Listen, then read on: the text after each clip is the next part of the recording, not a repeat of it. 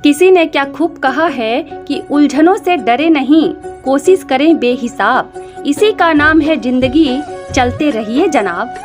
मरते हुए अभिमन्यु के कान में कर्ण ने क्या कहा था? आखिर मरते हुए अभिमन्यु के कान में कर्ण ने क्या कहा था? आखिर 16 साल के अभिमन्यु ने बड़े बड़े महारथियों को कितनी बार हराया? जब जब महाभारत की बात की जाती है, अभिमन्यु का नाम महायोद्धाओं में अवश्य लिया जाता है।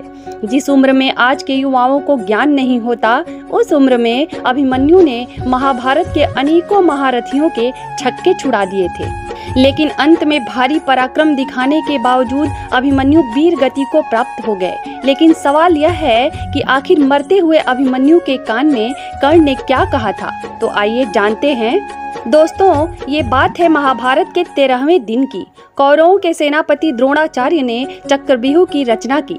चक्रव्यूह इतना शक्तिशाली होता है कि जो योद्धा एक बार इसमें फंस जाए, इसका निकलना लगभग नामुमकिन था। कौरवों की ओर से सब ने मिलकर एक षड्यंत्र बनाया कि वो अर्जुन को इस चक्रव्यूह में फंसाकर चारों तरफ से हमला करेंगे और अगर अर्जुन मारे जाएंगे तो पांडव अपने आप युद्ध हार जाएंगे। लेकिन उस चक्रव्यूह में अर्जुन नहीं फंसे, बल्कि उसमें फंसे खुद उस चक्रव्यूह को भेदने पहुंचे अभिमन्यु।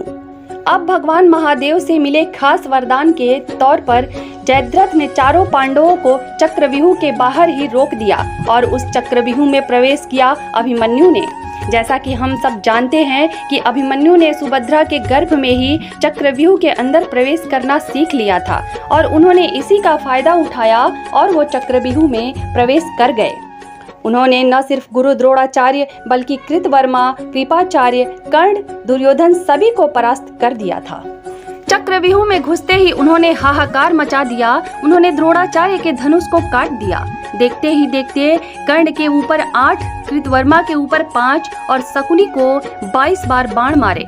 यहाँ तक कि दुर्योधन, दुशासन और कृपाचार्य ने जब अभिमन्यु को देखा तो उनकी हिम्मत नहीं हुई कि वो अभिमन्यु का सामना कर सके।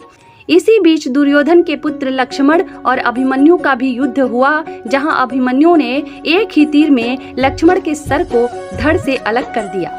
देखते ही देखते दुर्योधन बहुत क्रोधित हो उठा और उसने कर्ण से गुजारिश की कि सूर्यास्त होने के पहले ही इस बालक को हमें मिलकर मारना होगा। अभिमन्यु ही एक अकेला ऐसा योद्धा था जिसने 8 से भी ज्यादा योद्धाओं को एक साथ परास्त किया था। जब द्रोणाचार्य को भी इसके बारे में एहसास हुआ, तब उन्होंने कर्ण से ये कहा कि इस बालक के धनुष को हमें छुड़ाना होगा। अगर इस बालक के हाथ में धनुष रहा तो सूर्यास्त होने से पहले ही पूरी कौरव सेना का नाश हो जाएगा। इसीलिए मौके का फायदा उठाकर कर्ण ने अभिमन्यु का धनुष काट दिया। अश्वत्थामा ने उसके रथ के टुकड़े कर दिए। फिर क्या, 16 साल के बालक के ऊपर 8 से भी ज्यादा महारथी टूट पड़े, लेकिन लगातार बार बार अभिमन्यु सबको परास्त करते जा रहे थे। इसके बाद सभी महायोद्धाओं ने एक एक कर अभिमन्यु के ऊपर कई सारे बाण छोड़े, जिस वजह से अभिमन्यु लहूलुहान हो गए। लेकिन फिर भी उन्होंने रथ का पहिया उठाकर युद्ध शुरू रखा और तब ही वो क्षण आया जब अभिमन्यु के समक्ष पहुंचे स्वयं कर्ण और कर्ण ने उन्हें धराशायी कर दिया। कर्ण ने अभिमन्यु को अपने पास रखा और फिर उनसे कहा कि वीर अभिमन्यु, विश्व के सर्वश्रेष्ठ धनुर्धर बनने की प्रतिस्पर्धा सिर्फ और सिर्फ मेरे और अर्जुन के बीच थी। लेकिन तुमने आज इतना पराक्रम दिखाया कि मैं चकित रह गया। तुमने ये ताज हमसे छीन लिया है। अब दुनिया कहेगी कि इतने सारे महारथियों ने मिलकर एक अकेले बालक का वध कर दिया। अब तुम इस नर्क रूपी संसार को छोड़कर हमेशा के लिए स्वर्ग चले जाओ। यही वो कुछ शब्द थे जो स्वयं कर्ण ने अभिमन्यु के कान में कहे थे और इसके बाद कर्ण ने अभिमन्यु का वध कर दिया।